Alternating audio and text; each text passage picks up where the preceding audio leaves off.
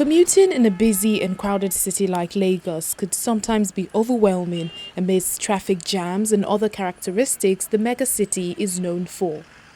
With over 20 million people living in the state, a large percentage of the population rely on public transport for their mobility and spend several productive hours in traffic. But now, there are new technologies reshaping the way we move while also improving the efficiency of transport systems. Innovative transportation technologies such as autonomous vehicles and electric bicycles are helping people conveniently get to their destination faster and with less resources. Polari, glad to have you on Tech Trends today. Thank you very much for having me. How do you see technology and the way it's trying to disrupt the transport industry?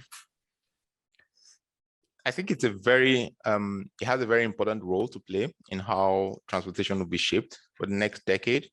We're already seeing that in other industries, and transport is not going to be exempt, right? We're going to see technology play a central role in how businesses and end users will interact with each other to be able to get, the services that they want, and how new value will be created. And this is really important. So a new kind of value will be created that would make the industry even more robust than it is right now. All right, and before I even dive into the things like driverless cars, but in terms of the African context, right? What should we be looking at? Because Africa's cities are growing tremendously. So how do you think we can better manage the Africa's transport infrastructure leveraging technology? I think we have to start from where we are, and like you rightly said, we're probably not there to be talking about some of these more advanced topics.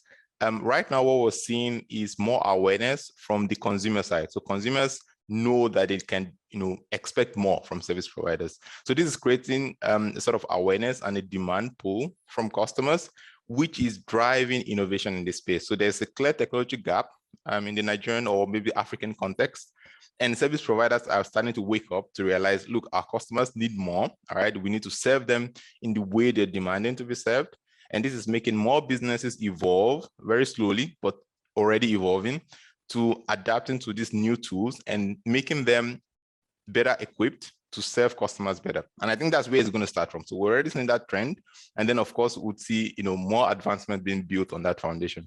But first, we must address, the fundamental infrastructure gap. And this is, where the work is right now. So you're saying that things like driverless cars shouldn't bother us now? Quite honestly, I think we just have to address our own context. And I think that's one important reality, right? That we must accept in the African context. It's not a race, all right? So we are developing at our own pace. And I think it's really important that we focus on the current problems of today. And yes, of course, we'll get there. We're very optimistic we will, but one step at a time, I guess. Okay, but let's also look at things around electric vehicle and all the other forms of modern transport technologies that are coming on stream. How would that help a city like Lagos? Well, I think it has a role to play, but no matter how we look at it, we have to accept that infrastructure is still really key. All of these systems, if you look at other cities where you have them evolving, you have the government playing a central role in building infrastructure. And where the government is not doing that, the private sector has to. Building systems that easily connect. I think that's one of the fundamental ways some of the companies are already doing that, which is very encouraging, right? So private companies are already building digital systems that better communicate with each other, that make it possible for other ventures to leverage existing infrastructure. Nobody wants to have to build infrastructure all by themselves.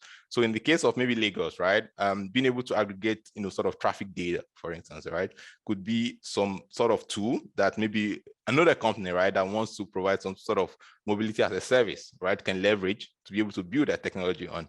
So there are different examples of this, but essentially, we have to address that. And I think many companies are starting to realize this sort of gap, and they're sort of investing resources to make sure that this infrastructure exists to enable us build more systems. I think fintech is really a good example of how they've done something similar. To say a lot of providers have worked on the infrastructure to make it possible for others to just build services on top of that infrastructure. Yeah, but the transport industry seems to be very fragmented. Do you think that startups like yours can create more value? Yes, absolutely. It is fragmented, true, and this is where infrastructure would help a lot, right? To bring them a little bit closer. We're adding value by addressing the core problem. So in our case, we're saying we're building simple inventory management system. You give it to the providers. This already connects them to the grid in a sense. And them being connected means other service providers can leverage that data on that sort of grid. So in our case, it's simply like an API that aggregates inventory. And that's one easy way, right? So if you have a retailer out there who wants to sell more inventory, they don't have to go, sort of like build their own distribution systems and try to get a sales network. They don't have to do any of that. They simply leverage existing APIs and they are, in business. And that's really massive, when you think about the value they can create in the space. So yeah, so that's one example, right, of saying, just put simple tools in the hands of the businesses, connect them to the grid, and essentially you already have so much potential in such a system. Yeah, Larry, but that throws up another challenge, which is the challenge of user education. So you throw up these devices or these solutions in their hands, and how do you manage the fact that you have to also now teach them or educate them on how to use these devices? Quite simply, you have to do it. Somebody has to do it. I think that there's no running away from that. I'm really encouraged seeing a lot of edtech platforms working around this topic. Education is key. You need real humans. These are not automated systems. Human beings have to interact with them.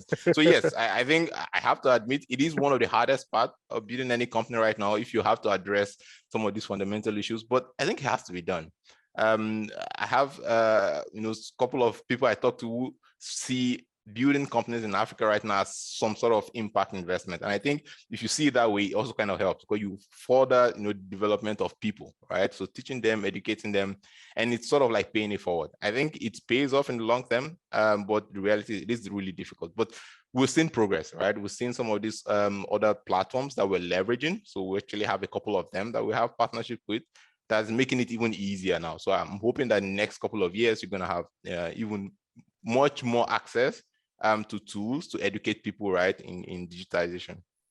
Yeah, I mean, I like your honesty because someone has got to do the work, right? Someone has to. Mm-hmm. But I don't know whether you followed, because on this show I like to look at practical use cases on how we can use technology to solve problems. Now I don't know whether you followed the Anambra election situation where INEC said they paid the transporters, and on the day of election they didn't show up. How would a tool like yours have helped? Absolutely.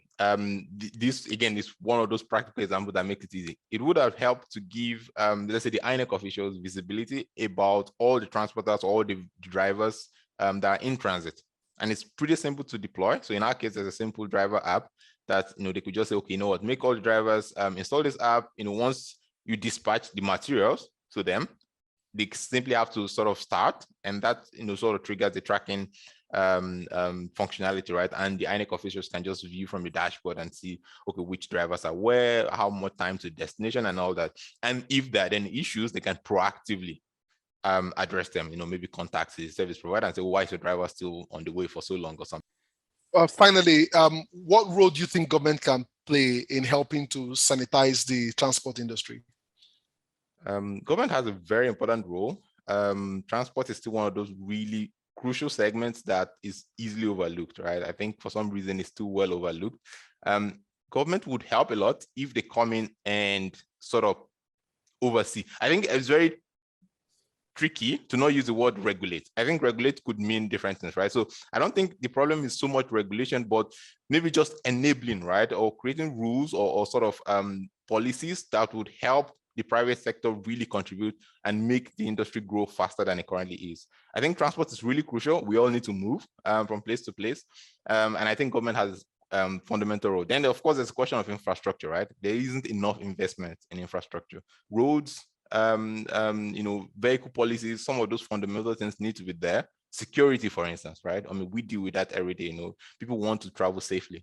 So those are fundamental things that, if put in place, will make innovation or development in this sector move a lot quicker. Yeah, Larry, you guys are definitely pushing in an interesting space. So thank you for being on the show. Wish you all the best. Thank you very much for having me.